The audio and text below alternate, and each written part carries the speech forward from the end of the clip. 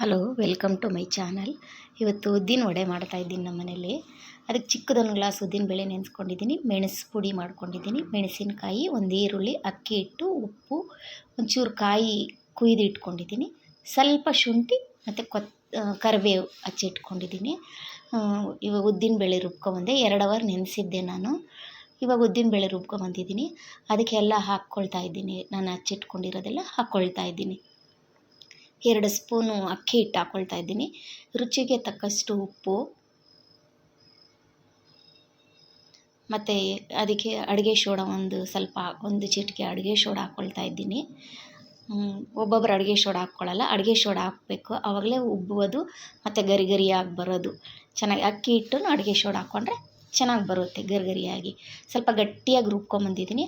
ಅದಕ್ಕೊಂಚೂರು ಒಂದು 4-5 ಸ್ಪೂನಷ್ಟು ನೀರು ಹಾಕಿ ಕಲಿಸ್ಕೊಂಡು ಇವಾಗ ಉದ್ದಿನ ವಡೆ ಮಾಡ್ತಾಯಿದ್ದೀನಿ. ಅದು ಶೇಪು ನಮಗೆ ಹೋಟ್ಲಲ್ಲಿ ಮಾಡೋ ಥರ ಬರೋಲ್ಲ, ಆದರೆ ಟೇಸ್ಟ್ ಮಾತ್ರ ಚೆನ್ನಾಗಿರುತ್ತೆ, ಅದೇ ಥರ ಇರುತ್ತೆ. ಇದು ಸಣ್ಣ ಉರಿಲೇ ಬೇಯಿಸ್ಕೊಬೇಕು, ಮೀಡಿಯಮ್ ಫ್ಲೇಮಲ್ಲೇ ಬೇಯಿಸ್ಕೊಬೇಕು, high flame ಇಡಬಾರ್ದು.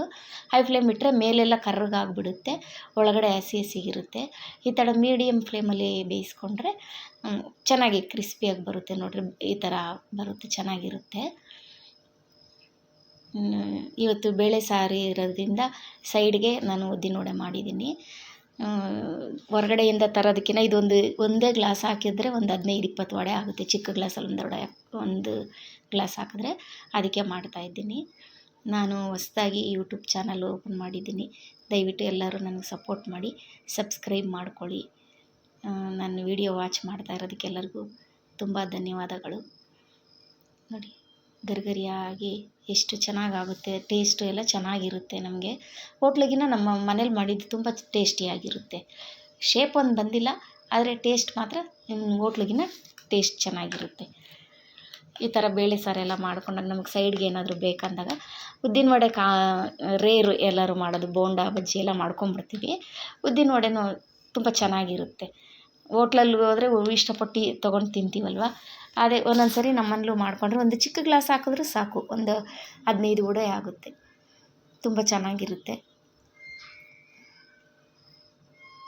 Thanks for watching. ಎಲ್ಲರೂ ಇಷ್ಟೊತ್ತು ನನ್ನ ವಿಡಿಯೋ ನೋಡಿದ್ದಕ್ಕೆ ತುಂಬ ಧನ್ಯವಾದಗಳು. ಕ್ರಿಸ್ಪಿಯಾದ ಗರಿಗರಿಯಾದ ಉದ್ದಿನ ವಡೆ ರೆಡಿಯಾಗಿದೆ. ನೋಡಿ, ಎಷ್ಟು ಚೆನ್ನಾಗಿ ಕಾಣಿಸ್ತಾ ಇದೆ. ಒಳಗಡೆ ಅದು ಕಾಯಿ ಕಟ್ ಮಾಡಿ ಹಾಕಿದ್ದೀನಲ್ಲ, ಅದೆಲ್ಲ